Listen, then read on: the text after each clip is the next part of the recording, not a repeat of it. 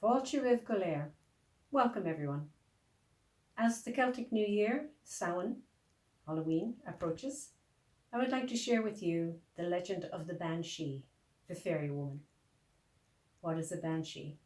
A Banshee is known in Ireland as a female spirit who wails to warn of the imminent death of a family member. Often heard before she is seen, her wailing is so high-pitched that nobody would dare willingly attempt to witness this terrifying spirit. In Ireland, the Banshee does not bring or cause death. The ghost warns loved ones that death is near, giving the family a chance to prepare. Some myths say she acts as an escort to ensure that their loved ones passes safely to the other side. So stories of the Banshee in Ireland have been passed down generation by generation for centuries. Some legends say the Banshee is a ghost of a young woman who now watches families and loved ones, warning them of impending death. According to legend, the Banshee can also take on many forms. However, in Ireland, she has been most commonly seen as either a beautiful young woman with long flowing white, silver, or sometimes red hair, or as an old woman in rags with dirty grey hair, long fingernails, and sharp pointed rotten teeth. Both descriptions also give the Banshee's eyes, which are noticeably red from crying. As you can see, there are a few variations on the description of how the Banshee actually looks. However, the fear she instills in people who have had the bad luck of hearing her is always the same. What all witnesses of the Banshee agree on is most terrifying, the horrible wailing. The Banshee is famous for her long, melancholy keening, which is an Irish word that is used to describe the lament that women used to do over the body of a deceased person to ward off evil spirits. Originally, it was said the Banshee only keened for the families O'Grady, O'Neill, O'Brien, O'Connor, and Kavanagh. However, there are stories from various other families, and that she's particularly favoured those with the O or M in the surname, such as O'Brien or MacNeil, for example.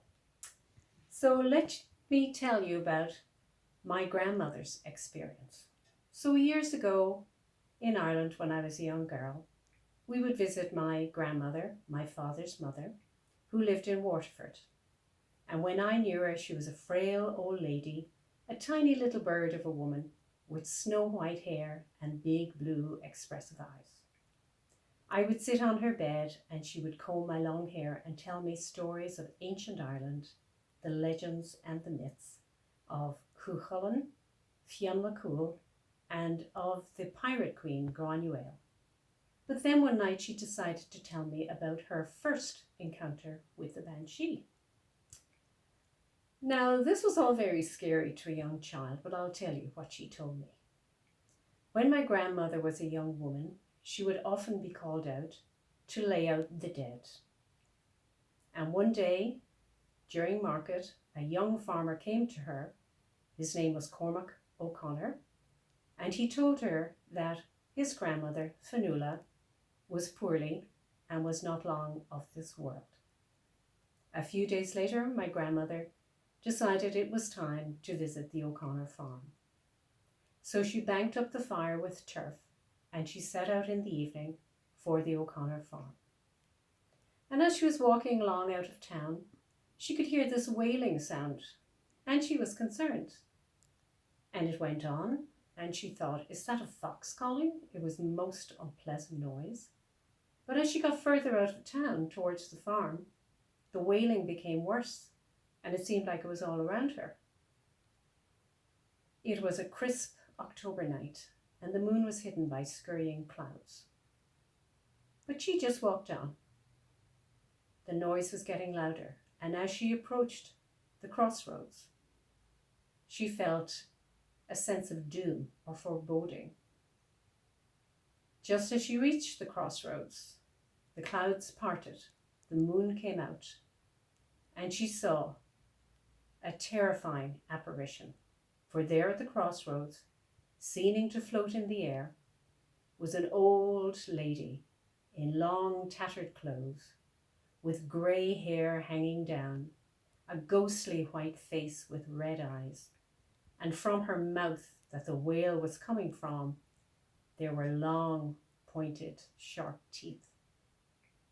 She seemed to be combing her hair with an old-fashioned ivory comb, and the noise she made my grandmother's blood run cold. My grandmother gathered her shawl around her, put her head down to avoid looking at the Banshee, and went quickly on her journey.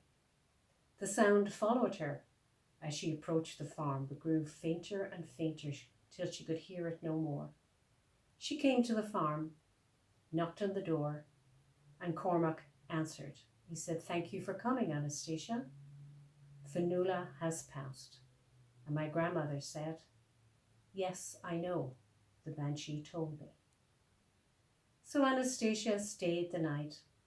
She washed and dressed Fionnuala in her best clothes, laid her out with lit candles at her head and her feet.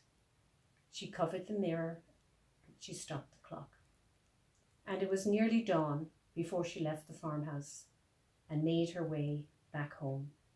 And as she approached the crossroads, she thought, was I imagining what happened last night? Did my mind play tricks on me? She glanced around at the crossroads, and there, among the tufts of grass and the blackberry brambles and the fallen leaves, was an old ivory comb. Until we meet again, slán go fóill.